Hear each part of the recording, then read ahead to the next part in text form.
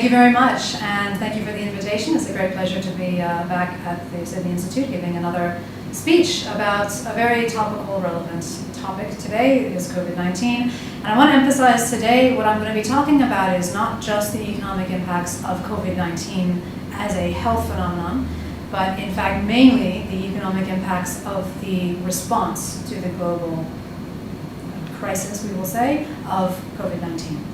So it is in fact, I would say, more of an economic issue, what we have done in response to the virus than what the virus has done directly to us. But I will touch on some of the economic effects in terms of mental health and human suffering that we're expecting to see because of the global response to COVID-19.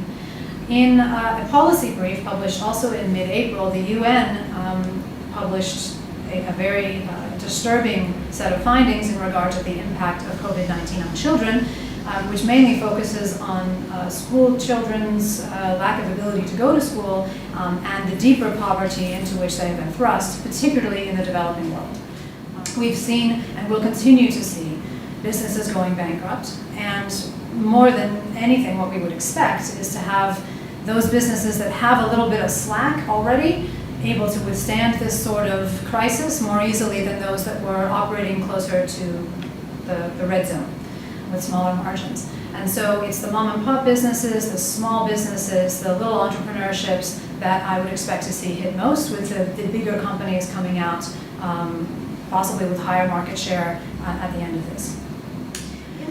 In the longer run, what we are seeing right now, of course, is some degree of impact on our children because of missed or lower quality education with the lockdowns and the withdrawal of children from overseas universities as well. And that will have impacts for a very long time on that cohort, which I've called the coronavirus cohort in the past.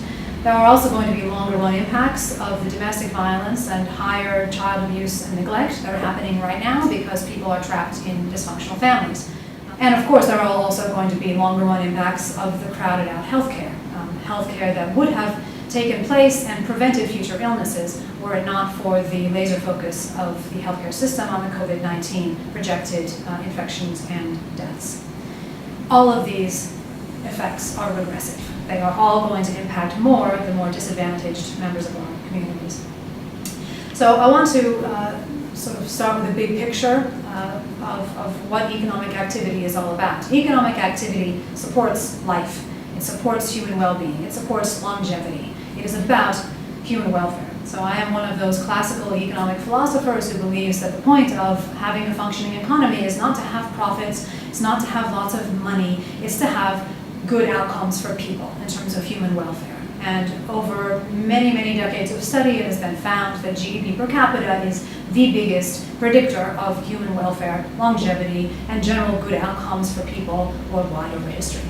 So that's why GDP per capita is something to aim for. It's not a perfect measure, but it's a rough guide to how well a country is doing. Governments in high income per capita countries spend the money that they are able to collect from the private sector on investments like research and development, and hospitals, schools, support networks for victims of domestic violence and mental illness, on roads, on consumer safety commissions, and many other activities that support the happy, healthy lives of their citizens. This is why income per capita is a good thing. This is why governments have a role. When we don't have as much GDP, when we impair our ability to spend on things other than COVID-19, we take away a little bit from all of those other categories of spending, potentially now and potentially in the future, to the extent that government spending on those other things is crowded out.